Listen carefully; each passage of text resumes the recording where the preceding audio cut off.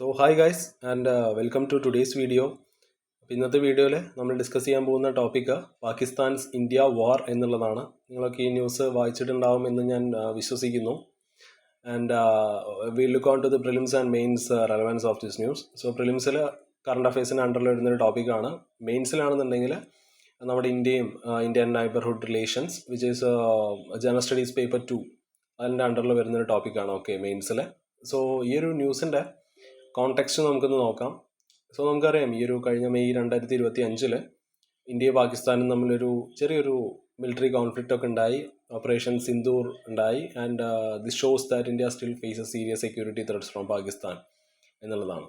So even though Pakistan has lost past wars, ഇപ്പോൾ ആ വാറുകളുടെ കാര്യം എടുക്കുകയാണെന്നുണ്ടെങ്കിൽ ഇപ്പോൾ 47-48 ഉണ്ടായ ഒരു ഇൻഡോ പാക് വാറാണെന്നുണ്ടെങ്കിലും 65 സെക്കൻഡ് ഇൻഡോ പാക് വാറും 71 തേർഡ് ഇൻഡോ പാക് വാറും പിന്നെ നമ്മുടെ 1999 കാർഗിൽ വാറൊക്കെ. സോ ഈ വാറുകളെല്ലാം കാണിക്കുന്നത് that it shows that while Pakistan has repeatedly try to challenge Indian military, it has not succeeded and often faced സെറ്റ് ബാക്സ്. പക്ഷേ എന്നിരുന്നാൽ കൂടി പാകിസ്ഥാൻ്റെ ചെറിയ ചെറിയ അറ്റാക്കുകളിലൂടെയും ചെറിയ ചെറിയ തീവ്രവാദത്തിലൂടെയൊക്കെ ഇന്ത്യനെ ഹേർട്ട് ചെയ്യാനാണ് നോക്കുന്നത്, അല്ലേ? It keeps using small attacks and terrorism to hurt India over time. So ഈ ഒരു സ്ട്രാറ്റജിയെ നമ്മൾ പറയുന്നത് തന്നെ ബ്ലീഡിങ് ഇന്ത്യ ബൈ 1000 cuts എന്നുള്ളതാണ്. ഓക്കെ, സോ പാകിസ്ഥാൻ്റെ മിലിറ്ററി എന്ന് പറയുന്നത് they have A lot of power. Okay, അവരുടെ ഒരു മിലിറ്ററി കാര്യം എടുക്കുകയാണെന്നുണ്ടെങ്കിൽ അവർക്ക് ഒരു പവറൊക്കെ ഉണ്ടെന്ന് നമുക്ക് പറയാം. ആൻഡ് അവർ ഇന്ത്യയുടെ ഡെമോക്രസിയെ കാണുന്നത് ഒരു ത്രെട്ടായിട്ടാണ്. Okay, and of course which fuels its hostility. So India എന്ന് പറയുന്നത് പാകിസ്ഥാനെ വെച്ച് കമ്പയർ ചെയ്യുമ്പോൾ we have become the world's 4th largest economy, അല്ലേ? നമ്മുടെ എക്കോണമിയൊക്കെ നല്ല അടിപൊളിയായിട്ട് പോയിക്കൊണ്ടിരിക്കുകയാണ്. ആൻഡ് ഓവറോൾ നോക്കുമ്പോൾ എന്നിരുന്നാൽ കൂടി പാകിസ്ഥാനേക്കാൾ എന്തായാലും മെച്ചമാണ്, അല്ലേ? സോ അതൊന്നും അവർക്ക് ഇഷ്ടപ്പെടുന്നില്ല. അവർക്ക് അതൊന്നും കണ്ടിട്ട് അങ്ങനെ കണ്ടു നിൽക്കാൻ കഴിയുന്നില്ല. സോ അതുകൊണ്ട് ചെറിയ ചെറിയ തീവ്രവാദത്തിലൂടെയും ചെറിയ ചെറിയ അറ്റാക്കിലൂടെയൊക്കെ നമ്മളൊന്ന് ചെറുതായിട്ടൊന്ന് വേദനിപ്പിക്കുക. അതാണ് അവർ നോക്കുന്നത്. അതാണ് അവരുടെ ആ ഒരു സ്ട്രാറ്റജി എന്നുള്ളത്. Okay, so Pakistan is dealing with so many other problems inside their own country. Okay, so because of Pakistan's ongoing attempts to harm India must always be ready for war to protect itself. So next we will look on to the state of Pakistan and global response. So നമ്മളിപ്പോൾ റീസെൻ്റായിട്ട് ഇപ്പോൾ ഒരുപാട് വാറുണ്ടായി. ഇപ്പോൾ നമുക്ക് യുക്രൈൻ്റെ കാര്യം, Ukraine Russia വാറാണെന്നുണ്ടെങ്കിലും, ഇപ്പോൾ ഗസയിലുള്ള ആ ഒരു കോൺഫ്ലിക്റ്റ് ആണെന്നുണ്ടെങ്കിലും, ഇന്ത്യ പാകിസ്ഥാൻ ആ ഒരു ചെറിയൊരു കോൺഫ്ലിക്റ്റ് ആണെന്നുണ്ടെങ്കിലൊക്കെ. So the world reacts unfairly to conflicts എന്നുള്ളത് നമ്മൾ മനസ്സിലാക്കണം. ഓക്കെ, യുക്രൈൻ റഷ്യ വാറിൽ it has got a lot of attention and ഒരുപാട് പീസ് എഫേർട്സും കാര്യങ്ങളൊക്കെ ഒരുപാട് കൺട്രീസൊക്കെ ഇതിനിടയിൽ നടത്തുന്നുണ്ട്. പക്ഷേ ഗസയിലും അതേപോലെ ഇന്ത്യ പാകിസ്ഥാൻ തമ്മിലുള്ള ആ ഒരു കോൺഫ്ലിക്റ്റൊക്കെ അതൊക്കെ ആൾക്കാർ ഇഗ്നോർ ചെയ്യുന്നത് പോലെയാണ് കണ്ടിരിക്കുന്നത്. ഓക്കെ, സോ ഒരുപാട് ആൾക്കാർ മീഡിയേറ്ററൊക്കെ ആയിട്ട് നമ്മുടെ ഇന്ത്യ പാകിസ്ഥാൻ കോൺഫ്ലിക്റ്റ് അത് ഇനി ഒരു പരിധി വിട്ട് പോരുതെന്ന് പറഞ്ഞിട്ട് അമേരിക്കയൊക്കെ ഇടപെട്ടു. അതൊക്കെ ശരിയാണ്, ഇല്ല എന്നും പറയുന്നില്ല. പക്ഷേ ആ ഒരു യുക്രൈൻ റഷ്യ വാറൊക്കെ വെച്ചിട്ട് കമ്പയർ ചെയ്യുന്ന ടൈമിൽ അവിടെ നടത്തുന്ന പീസ് എഫേർട്സ് ഒന്നും നമ്മൾ ഗസയിലും ഇസ്രായേലും ഗസയും തമ്മിലുള്ള അവിടെയൊന്നും നമുക്ക് കാണാൻ പറ്റുന്നില്ല എന്ന് നമുക്ക് പറയാം, അല്ലേ? ഓക്കെ, ഗസയുടെ കാര്യം പറയുന്നുണ്ടെങ്കിൽ അത് ഇറ്റ് ഈസ് എന്താ പറയുക, വളരെ കഷ്ടമാണ്. ആൻഡ് ഇപ്പോൾ ഇന്ത്യ പാകിസ്ഥാൻ അതും എടുക്കുകയാണെന്നുണ്ടെങ്കിലും മോസ്റ്റ്ലി ഇഗ്നോർ ചെയ്യുന്നത് പോലെ കാണുന്നുണ്ട്. Okay, so US they are trying to reduce tensions between India and Pakistan. പക്ഷേ many believes that it is not about peace. Okay, പാകിസ്ഥാനിലെ അവരുടെ ലിഥിയത്തിലും അതേപോലെ അവിടെയുള്ള കുറച്ച് റയർ ആയിട്ടുള്ള എർത്ത് മെറ്റൽസിലൊക്കെയാണ് അമേരിക്കയുടെ കണ്ണ്. ഓക്കെ, സോ നമ്മളിതിനെ വേറൊരു രീതിയിലും കൂടി കാണണം. പീസ് അല്ല ഇവിടെ US-ൻ്റെ ലക്ഷ്യം. ഓക്കെ, ട്രംപ് എന്നൊക്കെ പറയണത് പൊതുവെ ആളൊരു മണ്ടനാണ്. പിന്നെ ആളുടെ ഒരു കാര്യം എടുക്കുമ്പോൾ ആളൊരു പക്ക ബിസിനസ്മാനാണ്. ഓക്കെ, സോ പാകിസ്ഥാൻ്റെ അത്രയും വാല്യബിൾ റിസോഴ്സസിലേക്കുള്ള ആക്സസ് ആണ് US-ന് വേണ്ടത്. സോ പാകിസ്ഥാൻ ഒരുപാട് അങ്ങോട്ട് പിണക്കാനൊന്നും പറ്റില്ല. ഓക്കെ, അവരുടെ ആ ഒരു ലിഥിയത്തിലും അതേപോലെ അവരുടെ ആ ഒരു റയറായിട്ടുള്ള എർത്ത് മെറ്റൽസിലൊക്കെയാണ് കണ്ണ്. സോ പാകിസ്ഥാൻ എന്ന് പറയുന്നത് ഒരു ഡെമോക്രസി എന്നൊന്നും നമുക്ക് പാകിസ്ഥാൻ വിശേഷിക്കാൻ പറ്റില്ല. ആ ഒരു പ്രൈം മിനിസ്റ്റർ ഷെഹബാസ് ഷെരീഫ് ഉണ്ടെങ്കിൽ കൂടി Pakistan is no longer a true democracy. Okay, അവരുടെ റിയൽ ആയിട്ടുള്ള പവർ കിടക്കുന്നത് അവരുടെ മിലിറ്ററിയിലാണ്. Okay, it is more like a military dictatorship എന്നൊക്കെ നമുക്ക് വേണമെങ്കിൽ പറയാം. സോ ആ പാകിസ്ഥാൻ്റെ ഒരു ടോപ്പ് മിലിറ്ററി ലീഡർ ഉണ്ടല്ലോ, എന്താണ് അസീം മുനീർ, അവരുടെ field marshal Asim Munir. So പുള്ളി ഓപ്പണായിട്ട് പറഞ്ഞിട്ടുണ്ട് പാകിസ്ഥാൻ എന്നുള്ളത് ഒരു റിലീജിയസ് സ്റ്റേറ്റ് ആണ്, റിലീജിയസ് ഇസ്ലാമിക് സ്റ്റേറ്റ് ആണെന്ന് പുള്ളി ഓപ്പണായിട്ട് പറഞ്ഞിട്ടുണ്ട്. ആൻഡ് ആൾ പിന്നെ വേറൊരു കാര്യം കൂടി പറഞ്ഞു, it is very different from Hindu majority India എന്ന്. ഓക്കെ, പിന്നെ ആൾ കാശ്മീരിനെ കുറിച്ചാണ് പിന്നെ പറഞ്ഞത്. ആളുടെ ഒരു വീഡിയോ, ആ ഒരു ന്യൂസിൽ ഞാൻ കണ്ടതാണ്. So he also repeated that Pakistan sees Kashmir as a very extremely important. Okay, ഒരു ജുഗുലാർ വെയിൻ എന്നാണ്, ഒരു ജുഗുലാർ വെയിൻ എന്നതുകൊണ്ട് അത്രത്തോളം പാകിസ്ഥാന് കാശ്മീർ ഇമ്പോർട്ടൻ്റ് ആണ് എന്നാണ് പുള്ളി പറഞ്ഞത്. ഓക്കെ, സോ ഇനി നമുക്ക് നോക്കാനുള്ളത്, will be discussing about some key take away points from the conflict of May 2025. So അവിടെ നമുക്ക് ഒന്ന് കാണാനുള്ളത് ആ ഒരു റിലീജിയസ് നാഷണലിസത്തിൻ്റെ ഒരു റൈസാണ്. സോ ഈ ഒരു കോൺഫ്ലിക്റ്റിൽ, ഇന്ത്യയും പാകിസ്ഥാനും തമ്മിലുള്ള ഈ ഒരു കോൺഫ്ലിക്റ്റിൽ it showed increased religious based nationalism. Example പറയുകയാണെന്നുണ്ടെങ്കിൽ പാകിസ്ഥാൻ്റെ leaders they have made the statement about Pakistan being an Islamic state അല്ലേ. ആൻഡ് അവർ പറഞ്ഞു it is separate from Hindu majority India. പിന്നെ ഇന്ത്യയുടെ കാര്യം എടുക്കുകയാണെന്നുണ്ടെങ്കിൽ there were some groups they used these conflict to push national unity and pride often tied to religious identity. Okay, ഒരു national യൂണിറ്റിയും പ്രൈഡൊക്കെ ഒരു മതപരമായിട്ടുള്ളൊരു ഇതിൽ ഒന്ന് ടൈ ചെയ്തിട്ടുള്ള ആ ഒരു ഐഡൻറ്റിറ്റിയിൽ ഈ ഒരു അറ്റാക്കിനെ കാണുന്നവരുണ്ട്, അല്ലെങ്കിൽ ഈ ഒരു കോൺഫ്ലിക്റ്റിനെ യൂസ് ചെയ്തവരുണ്ട്. സോ ആ ഒരു റിലീജിയസ് നാഷണലിസത്തിൻ്റെ ആ ഒരു റൈസാണ്. ഓക്കെ, ഇപ്പോൾ പാകിസ്ഥാൻ്റെ കാര്യം അത് വിടുക, പക്ഷെ ഇന്ത്യയിൽ നമ്മളത് ഒരിക്കലും അങ്ങനെ ഒരു പർട്ടിക്കുലർ റിലീജിയസ് ഐഡൻറ്റിറ്റിയിൽ അത് നമ്മൾ ആഗ്രഹിക്കുന്നില്ല അല്ലേ.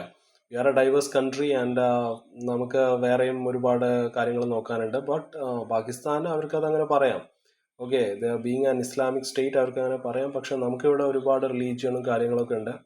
ഓക്കെ, ആൻഡ് പിന്നുള്ളത് ഒരു പ്രോക്സി വാറാണ്. Okay, between advanced military suppliers. So ഇത് ജസ്റ്റ് ഇന്ത്യ പാകിസ്ഥാൻ തമ്മിലുള്ളൊരു കോൺഫ്ലിക്റ്റ് അല്ല അല്ലേ. It also become a showcase of military technology എന്ന് നമുക്ക് പറയാം ഫ്രം അതർ ഗ്ലോബൽ പവേഴ്സ്. ഇപ്പോൾ നമ്മൾ ഫ്രാൻസിൻ്റെ റഫേലും ഒക്കെ യൂസ് ചെയ്തിരുന്നു അല്ലേ. ഫ്രാൻസിൻ്റെ റഫേൽ ഫൈറ്റർ ജെറ്റ്സ് നമ്മൾ യൂസ് ചെയ്തിരുന്നു. അതേപോലെ പാകിസ്ഥാനാണെന്നുണ്ടെങ്കിൽ ആ ചൈനീസ് J-10C ജെറ്റ്സും കാര്യങ്ങളൊക്കെ യൂസ് ചെയ്തിരുന്നു. So it become A kind of tech rivalry എന്ന് പറയാം. അതിപ്പോൾ France or India and China or Pakistan എന്ന് നമുക്ക് പറയാം. അതേപോലെ ഡ്രോൺസിൻ്റെ ഒരു യൂസാണ്. ഇപ്പോൾ ഡ്രോൺസ് ആയിരുന്നു അല്ലേ ഇപ്രാവശ്യത്തെ ഈ ഒരു കോൺഫ്ലിക്റ്റിൽ, അല്ലെങ്കിൽ ഈ ഒരു അങ്ങോട്ടും ഇങ്ങോട്ടുള്ള ഒരു അറ്റാക്കിൽ മെയിനായിട്ടുള്ള ആൾക്കാർ ഡ്രോൺസ് ആയിരുന്നു. അപ്പോൾ രണ്ട് സൈഡും ഡ്രോൺസിന് യൂസ് ചെയ്തിട്ടുണ്ട് ഈ ഒരു കോൺഫ്ലിക്റ്റിൽ. ഇന്ത്യ ആണെന്നുണ്ടെങ്കിൽ നമ്മുടെ കെമിക്കസ് ഡ്രോൺസ് യൂസ് ചെയ്തിട്ടുണ്ട്. ഹൈ പ്രിസിഷൻ അറ്റാക്കിന് ഉപയോഗിക്കുന്ന സാധനങ്ങളാണ്, that can explode on impact. So അതിനെപ്പറ്റി ഒരു ഡീറ്റെയിൽ ആയിട്ടുള്ള വീഡിയോ നമ്മൾ നമ്മുടെ ചാനലിൽ അപ്ലോഡ് ചെയ്തിട്ടുണ്ടായിരുന്നു മുമ്പ്. പാകിസ്ഥാനാണെന്നുണ്ടെങ്കിൽ ആ ഒരു എന്താണ് സോങ്കർ ഡ്രോൺ എന്ന് പറഞ്ഞിട്ടുള്ളൊരു സാധനം ഉണ്ടായിരുന്നല്ലോ, ടർക്കിഷ് സോങ്കർ ഡ്രോൺസ് കൊണ്ട് ആ ഒരു സംഭവം പാകിസ്ഥാൻ യൂസ് ചെയ്തിട്ടുണ്ട്. ആ ഒരു ഡ്രോൺസ് മെയിനായിട്ട് ലൈറ്റ് ആയിട്ടുള്ള അറ്റാക്കിനും സർവൈലൻസിനും ഒക്കെയാണ് യൂസ് ചെയ്യുക. ഓക്കെ, സോ ഇതെല്ലാം കാണിക്കുന്നത് it shows how modern warfare now includes unmanned weapons എന്നുള്ളതാണ്. ഇനിയിപ്പോൾ ഒരു എയർ ഡിഫൻസ് സിസ്റ്റത്തിൻ്റെ കാര്യം എടുക്കുകയാണെന്നുണ്ടെങ്കിൽ ഇന്ത്യ ഒരു mix of advanced air defence use ചെയ്തിട്ടുണ്ട്. ഇപ്പോൾ നമ്മുടെ ആകാശ് മിസൈൽസ് എടുക്കുകയാണെന്നുണ്ടെങ്കിൽ it is a very quick reaction missile defence അല്ലേ. ഇപ്പോൾ ആൻഡ് S-400 നമ്മൾ റഷ്യയുടെ കയ്യിൽ നിന്ന് വാങ്ങിച്ച ആ ഒരു ഡിഫൻസ് സിസ്റ്റമാണ്, നമ്മൾ എയർ ഡിഫൻസ് സിസ്റ്റമാണ്. It is a very powerful air defence system which we have purchase from Russia. അപ്പോൾ ആ ഒരു S-400 ആണെന്നുണ്ടെങ്കിലും അതേപോലെ ഇസ്രായേലിൻ്റെ ഒപ്പം നിന്ന് നമ്മൾ ഡെവലപ്പ് ചെയ്തെടുത്തൊരു മിസൈൽ ഉണ്ടല്ലോ, Barak. It is a missile defence system which we developed with Israel. So ബ്രഹ്മോസിൻ്റെ കാര്യം ഉപയോഗിച്ചു എന്നും ഉപയോഗിച്ചിട്ടില്ല എന്നൊക്കെ പറയുന്നുണ്ടല്ലേ. അതിനെ പറ്റിയിട്ടുള്ളൊരു വ്യക്തമായിട്ടുള്ളൊരു വിവരം ഇല്ല എന്ന് വേണമെങ്കിൽ പറയാം. So India kept the BrahMos missile. നമുക്കറിയാം ഇന്ത്യ റഷ്യയും കൂടിയിട്ട് ഉണ്ടാക്കിയിട്ടുള്ളൊരു വളരെ വളരെ പവർഫുൾ ആയിട്ടുള്ളൊരു വെപ്പണാണ്. ഓക്കെ, സോ അത് നമ്മൾ റിസർവിൽ വെച്ചോ അതോ ഉപയോഗിച്ചോ അതിലിപ്പോഴും ഒരു ചെറിയൊരു കൺഫ്യൂഷൻ ഉണ്ട്. എനിക്ക് അങ്ങനെ ഒരു ചെറിയൊരു കൺഫ്യൂഷൻ ഉണ്ട് കേട്ടോ. സോ ആൻഡ് നിങ്ങൾക്ക് കൺഫ്യൂഷൻ ഇല്ലെങ്കിൽ അതൊന്ന് കമൻറ്റ് ചെയ്യുക. ആൻഡ് പിന്നെ ഒരു ഇലക്ട്രോണിക് വാർഫെയറും അതേപോലെ ഒരു ടെക്നോളജിക്കൽ ഇൻ്റഗ്രേഷനൊക്കെ നമുക്ക് കാണാൻ കഴിയും.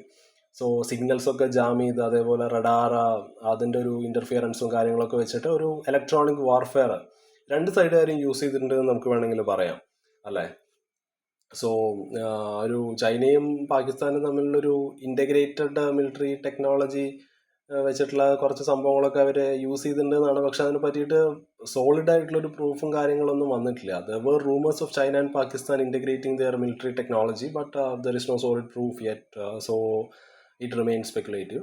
സോ ഇതിൻ്റെ ഒരു സമ്മറി നമുക്ക് എടുക്കുകയാണെന്നുണ്ടെങ്കിൽ ഇത് ജസ്റ്റ് ഒരു ബോർഡർ ഫൈറ്റ് അല്ല അല്ലേ, ഇതൊരു ഹൈ ടെക്നോളജി ചെസ് മാച്ച് ആണെന്നൊക്കെ നമുക്ക് വേണമെങ്കിൽ പറയാം. ഒരു സൈഡിൽ ഫ്രാൻസിൻ്റെ ജെറ്റുകളും അതേപോലെ ഇസ്രായേൽ റഷ്യയുടെ മിസൈൽസും ഇന്ത്യൻ ഡ്രോൺസും ഒക്കെ ആയിട്ട് നമ്മളൊരു സൈഡിൽ, India with French jets, Israel and Russian missiles, Indian drones ഒക്കെ വെച്ചിട്ട് നമ്മളൊരു സൈഡിൽ, അപ്പുറത്തെ സൈഡിൽ പാകിസ്ഥാൻ ചൈനീസ് പ്ലെയിനും അതേപോലെ ടർക്കിഷ് ഡ്രോൺസും ചൈനയുടെ ടെക്നോളജിക്കൽ സപ്പോർട്ടുമായിട്ട് മറ്റൊരു സൈഡിൽ. സോ ഇത് കാണിക്കുന്നത് എന്താണ്? It shows how modern wars are fought with global technology എന്നുള്ളതാണ്. Okay, and religious tensions and powerful alliances and not just traditional armies എന്നുള്ളതാണ് നമ്മളിവിടെ മനസ്സിലാക്കേണ്ട ഒരു കാര്യം. സോ ഇനി നമുക്ക് നോക്കാനുള്ളത് ഈ ഒരു ഫ്യൂച്ചർ ഓഫ് വാർഫെയർ എന്നുള്ളതാണ്. ആ ഒരു ടെക്നോളജിയും അതേപോലെ ആ ഒരു എസ്കലേഷൻ ഡോമിനൻസിനെ പറ്റിയാണ് നമ്മൾ ഡിസ്കസ് ചെയ്യാൻ പോകുന്നത്. അപ്പോൾ പിന്നെ ഞാൻ നേരത്തെ ആ ഒരു ബ്രഹ്മോസിൻ്റെ കാര്യം പറഞ്ഞില്ലേ, ബ്രഹ്മോസ് യൂസ് ചെയ്തിട്ടുണ്ട് കേട്ടോ. ചില സ്ഥലത്ത് ഈ ബ്രഹ്മോസ് ഇങ്ങനെ യൂസ് ചെയ്തിട്ടില്ല, ചില സ്ഥലത്ത് യൂസ് ചെയ്തിട്ടുണ്ട്. ഐ തിങ്ക് ബ്രഹ്മോസ് യൂസ് ചെയ്തിട്ടുണ്ട്. ഓക്കെ, ആൻഡ് അപ്പോൾ ഇനി നമ്മൾ നോക്കാൻ പോകുന്നത് ഫ്യൂച്ചർ വാർസിനെ പറ്റിയിട്ടാണ്. ആ ഒരു ടെക്നോളജി ഡ്രിവൺ വാറുകളായിരിക്കും. സോ ഈ ഒരു റീസെൻ്റ് ആയിട്ടുണ്ടായ ഈ ഒരു ഇന്ത്യ പാകിസ്ഥാൻ കോൺഫ്ലിക്റ്റ് നമ്മൾ എടുക്കുകയാണെന്നുണ്ടെങ്കിൽ we can see that modern wars depend more on technology എന്ന് നമുക്ക് മനസ്സിലായിട്ടുണ്ട്. ഓക്കെ, ജസ്റ്റ് സോൾജേഴ്സും അതേപോലെ ടാങ്കുകളും കൊണ്ട് മാത്രമല്ല, ആ ഒരു ടെക്നോളജിയിലുള്ള ഒരു ഡിപ്പെൻഡൻസ് നമുക്ക് ഒരുപാട് അധികം കാണാൻ സാധിക്കുന്നുണ്ട്. സോ നമുക്ക് എക്സാമ്പിൾ എടുക്കുകയാണെന്നുണ്ടെങ്കിൽ ആ ഒരു ഡ്രോൺസ് ആണെന്നുണ്ടെങ്കിലും ഫൈറ്റർ അഡ്വാൻസ്ഡ് ഫൈറ്റർ ജെറ്റ്സ് ആണെന്നുണ്ടെങ്കിലും മിസൈൽ ഡിഫൻസ് സിസ്റ്റം ആണെന്നുണ്ടെങ്കിലും it showed how technology is now central to warfare എന്നുള്ളത് നമുക്ക് കാണാൻ കഴിയും. സോ ഇനി നമുക്ക് നോക്കാനുള്ളത് ഇന്ത്യയുടെ ഒരു എഡ്ജാണ്, ഒരു എസ്കലേഷൻ ഡോമിനൻസിലുള്ള ഇന്ത്യയുടെ എഡ്ജാണ് നമ്മൾ ഡിസ്കസ് ചെയ്യാൻ പോകുന്നത്. സോ ഈ ഒരു എസ്കലേഷൻ ഡോമിനൻസ് എന്നതുകൊണ്ട് ഉദ്ദേശിക്കുന്നത് it is being able to control how much and how fast ആ കോൺഫ്ലിക്റ്റ് ഗ്രോസ് എന്നുള്ളതാണ്. സോ ഇന്ത്യക്ക് നമുക്കറിയാം, India has a very better military technology and more powerful system. So നമുക്കിവിടെ ഒരു അപ്പർ ഹാൻഡ് ഉണ്ട് എന്നുള്ള കാര്യം വ്യക്തമാണ്. സോ ഒരു ഏതെങ്കിലും ഒരു രീതിയിൽ അതൊരു കാര്യങ്ങൾ നമ്മുടെ കൈവിട്ട് പോയി കഴിഞ്ഞാൽ നമുക്ക് പാകിസ്ഥാനെ വെച്ച് കമ്പയർ ചെയ്യുമ്പോൾ ഇന്ത്യക്ക് ഒരു അപ്പർ ഹാൻഡ് ഉണ്ട് എന്ന് നമുക്ക് പറയാൻ പറ്റും. പക്ഷെ ഇത് ചേഞ്ച് ചെയ്യാം അല്ലേ. പാകിസ്ഥാൻ ചൈനയായിട്ട് അവരത്രയും ക്ലോസ് ആയതുകൊണ്ട്, ചൈനയാണെന്നുണ്ടെങ്കിൽ ടെക്നോളജി അവർക്ക് മെയിൻ ആണല്ലോ, അവർ ടെക് ജെയിൻസ് ആണല്ലോ. സോ അപ്പോൾ പാകിസ്ഥാനും ചൈനയും കൂടിയിട്ട് കുറച്ചും കൂടി ഇമ്പ്രൂവ്ഡ് ആയിട്ടുള്ള വെപ്പൺസ് കൊണ്ടുവരികയാണെന്നുണ്ടെങ്കിൽ അത് ഇത്തിരി പ്രശ്നമായിരിക്കും ഇന്ത്യക്ക് അല്ലേ. ഒരു ടെക്നോളജിക്കൽ സപ്പോർട്ട് ചൈന നേരെ കൊടുത്തു കഴിഞ്ഞാൽ പിന്നെ പാകിസ്ഥാൻ്റെ ഇത്തിരി തീവ്രവാദവും ഇത്തിരി അവരുടെ ആ ഒരു അറ്റാക്ക് ചെയ്യാനുള്ളൊരു മൈൻഡാണല്ലോ ഫുള്ള്. സോ അതൊന്ന് ബൂസ്റ്റ് ചെയ്ത് കഴിഞ്ഞാൽ അവർക്ക് പിന്നെയും ചിലപ്പോൾ കുറച്ചും കൂടി ഇമ്പ്രൂവ്ഡ് വെപ്പൺസ് അവർക്ക് ഇറക്കാൻ സാധിക്കും. പിന്നെ ആ ഒരു ട്രഡീഷണൽ ആയിട്ടുള്ള ഒരു arm control it is becoming outdated. Okay, പക്ഷെ പണ്ട് കാലത്തൊക്കെ നമുക്കറിയാം ട്രീറ്റീസും എഗ്രിമെൻറ്റ്സും കാര്യങ്ങളൊക്കെ വെച്ചിട്ട് it has help to limit the use of nuclear weapons and big missiles. പക്ഷെ ഇന്ന് ഈ ഒരു new type of nuclear war ഹെഡ്സും അതേപോലെ ക്രൂയിസ് മിസൈൽസും ഒക്കെ ഒരുപാട് രാജ്യങ്ങൾ ഡെവലപ്പ് ചെയ്യുന്നുണ്ടല്ലേ. ഇപ്പോൾ ഇന്ത്യ ആണെങ്കിലും പാകിസ്ഥാൻ ആണെന്നുണ്ടെങ്കിലും വേറെ ഏത് രാജ്യം എടുക്കുകയാണെന്നുണ്ടെങ്കിലും ഇവരൊക്കെ ഈ ന്യൂക്ലിയർ വാർ ഹെഡ്സും ക്രൂയിസ് മിസൈൽസും ഒക്കെ ഡെവലപ്പ് ചെയ്യുന്നുണ്ട്. So these new weapons aren't always covered by old agreements. So arm control എന്ന് പറയുന്നത് അതിൻ്റെ പവർ നഷ്ടപ്പെട്ടു എന്ന് നമുക്ക് വേണമെങ്കിൽ പറയാം.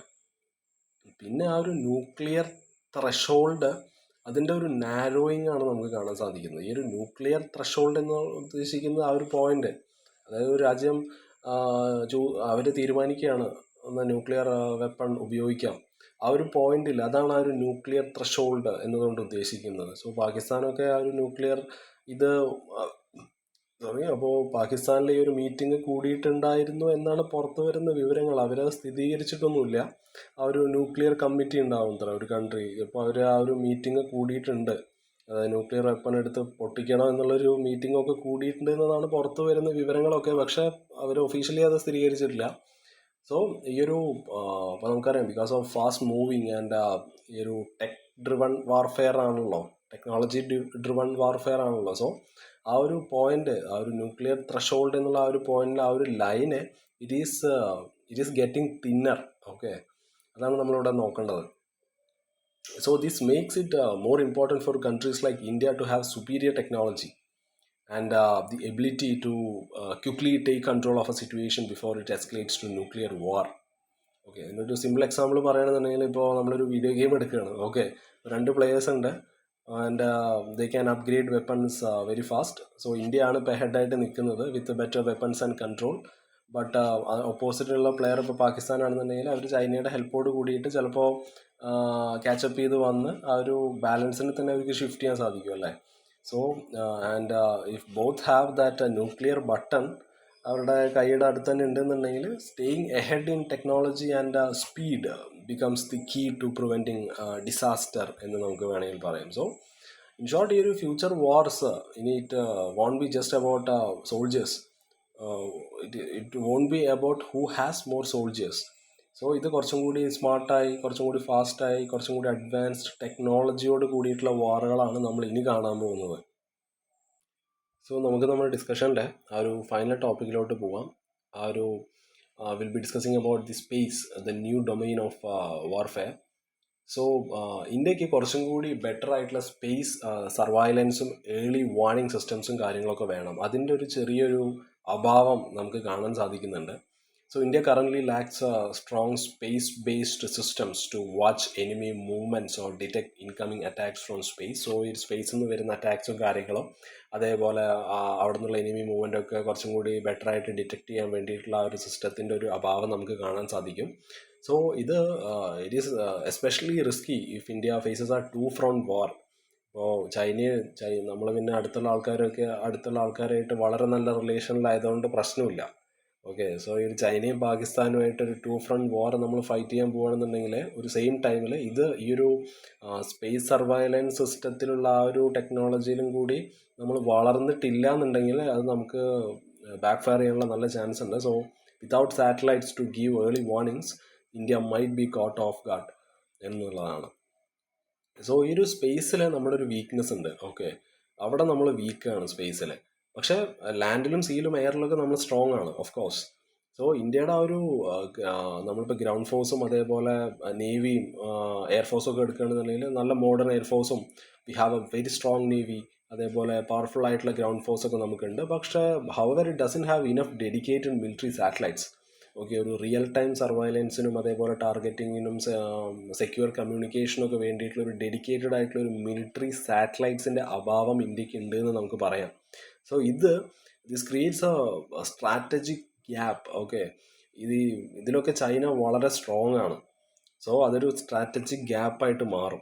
സോ എന്തുകൊണ്ടാണ് ഈ ഒരു why space is important in modern wars എന്ന് ചോദിച്ചാൽ, ഒന്ന് നമ്മൾ പറഞ്ഞു ഇനി ഫ്യൂച്ചറിലുള്ള വാറൊക്കെ ഭയങ്കര ഹൈടെക് ടെക്നോളജി ഉപയോഗിച്ചുകൊണ്ടുള്ള വാറുകളും കാര്യങ്ങളൊക്കെ ആയിരിക്കും. സോ ഈ ഒരു സാറ്റലൈറ്റ് ഉണ്ടാകുന്നതോടുകൂടി നമുക്ക് ഈ ഒരു മിലിറ്ററി യൂണിറ്റ്സ് തമ്മിലുള്ള കമ്മ്യൂണിക്കേഷനും കാര്യങ്ങളൊക്കെ ഒരു വാർ വരികയാണെന്നുണ്ടെങ്കിൽ ബെറ്റർ ആക്കാൻ പറ്റും.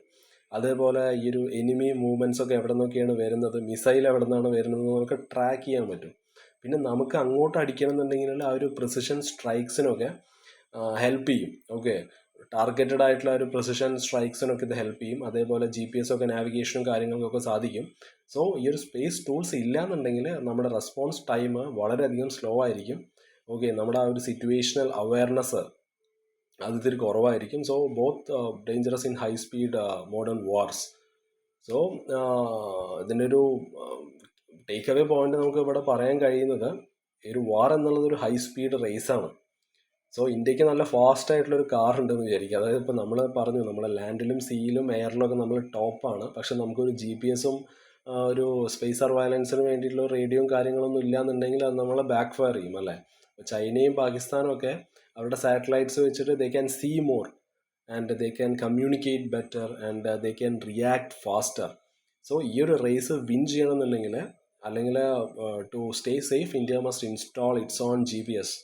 അതേപോലെ റഡാർ സംവിധാനങ്ങളും GPS-ഉം ക്യാമറ സിസ്റ്റംസും കാര്യങ്ങളൊക്കെ നമ്മൾ ഇമ്പ്രൂവ് ചെയ്യണം സ്പേസിൽ. സോ ഷോർട്ടായിട്ട് പറയുകയാണെന്നുണ്ടെങ്കിൽ India must urgently invest in military satellites. Okay, അതേപോലെ സ്പേസ് ബേസ് ചെയ്തിട്ടുള്ള വാർണിംഗ് സിസ്റ്റത്തിലൊക്കെ നമ്മൾ നന്നായിട്ട് ഇൻവെസ്റ്റ് ചെയ്യണം to protect our self and especially in scenarios where both China and Pakistan become threats at the same time. ആ ഒരു 2-front war വരികയാണെന്നുണ്ടെങ്കിൽ ഈ ഒരു സാറ്റലൈറ്റ് ടെക്നോളജിയിലുള്ള അഭാവം ബാക്ക് ഫയർ ചെയ്യും. സോ നമ്മൾ അതിൽ കുറച്ചും കൂടി നന്നായിട്ട് ഇൻവെസ്റ്റ് ചെയ്യണം എന്നുള്ളതാണ്. ഓക്കെ, ആ ഒരു മിലിറ്ററി സാറ്റലൈറ്റ്സിലും സ്പേസ് ബേസ്ഡ് വാർണിംഗ് സിസ്റ്റത്തിലും നമ്മൾ കുറച്ചും കൂടി urgently India must urgently invest in that. Okay, so that's it guys. So നാളെ വേറൊരു വീഡിയോ ആയിട്ട് വരാം. Okay, bye, have a nice day.